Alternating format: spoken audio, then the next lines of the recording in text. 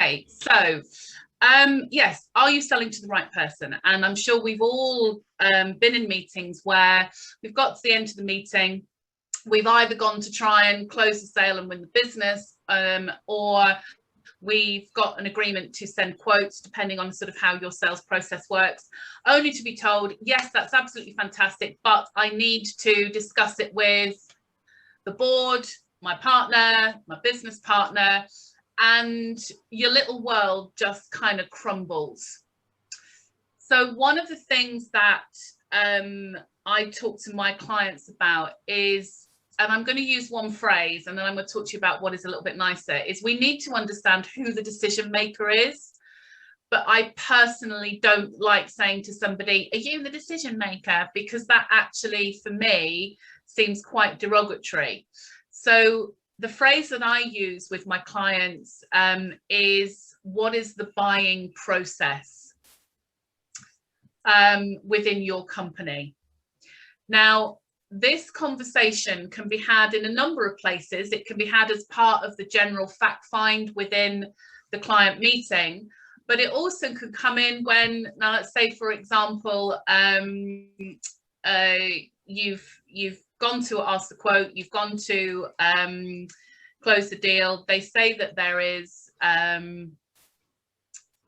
sorry, I'll read that in a minute, really. Yeah, so you've gone to put the quote across, you've gone to sort of close the deal. They say it's not the, you know, it needs to go further. And that's again when you can ask, okay, that's not a problem. What's the buying process within the business? You know, what are the steps that need to be made? And alongside that, I'll normally have a discussion, particularly if it's in quote world, of who else you're talking to, what quotes have come in, what am I up against, what's your decision going to be made on those? So it's those sorts of things. Now, the other thing about finding out who you're speaking to, and what I'm about to show you tends to happen in sort of the larger businesses. In micro businesses, we tend to be just dealing with the decision maker, and that makes things a lot easier unless they need to refer to a partner to make a decision. But when we start dealing with businesses that have a little bit more of a hierarchy, there are things that we need to ascertain before we even get to sort of the closing. And I'm going to talk to you a little bit about this now. And these are, hold on, where's my screen? There we go. So can you all see the slides that I've got there? Yeah. Brill. Okay, lovely. So this is what we call the buying influencers, because in a bigger business, and I know some of you have said today that your target market, the SME marketplace, but some of my SME clients have got 50, 60, 70 employees, maybe a little bit more. So this is where the hierarchy comes in. So I'm going to talk to you about what a buying influencer is. And these people are the ones that have a decision and make a decision as to whether they trade with you or not.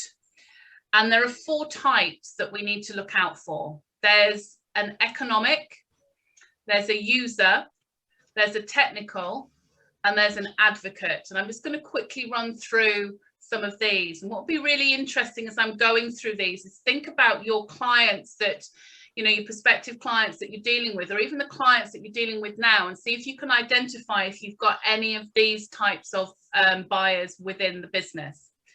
So first of all, we've got economic. They give approval to buy and they hold the purse strings. Traditionally, you might see these as financial controllers, financial directors within businesses. They can say no when everybody else says yes, but also vice versa. These people are so focused on the bottom line impact on the business. You know, what return will I get on this investment? So hence the reason I sort of say finance directors, you know, they want to see and understand what impact that this is going to have on the bottom line of the business. They don't always buy on price, though. It's not always a price decision. It's about what return will I get on my investment. And this is going to be the big key thing that they have in the back of their brain. So when you're dealing with an economic buyer, that is the question that you have to answer for them. So somebody who is a user buyer is exactly what it says on the tin. They're using your product or service, and they make impacts, make decisions on the impact that it has on their day-to-day role within the business or the operation within the business. And you'll find that because of that, their personal success hinges on whether this works well. And so a question that they're going to be wanting to ask is this one at the bottom, is how will your product or service work for me? So in the sales process with these people, we do have to do a lot of WIFM buying. And WIFM means what's in it for me. In other words, we constantly have to tell them the reasons why your product or service is going to be right for them and what it will do for the business because of that. In other words, what pain points it actually resolves. And the next one we have are technical buyers. And these people can be quite tough, but they have to be, because what their job is to match specs to areas of expertise. Traditionally, I see a lot of this. I do a lot of work with engineering and manufacturing companies, and we see a lot of these people that are dealing with technical buyers because we're dealing with lots of project specs and technical specs. Their role is to screen out, and what they're looking for in a product or service is, does it meet the criteria? So there's quite firm lines that they're going to be looking at if it's your product, your service, quite key criteria that they're going to use to match that. And the last one is what I like to call the advocate. So you find within a larger business, and they can be any of the user buyers tend to be advocates, is these people that will guide you through the sales process and the company's buying process and be championing you along the way.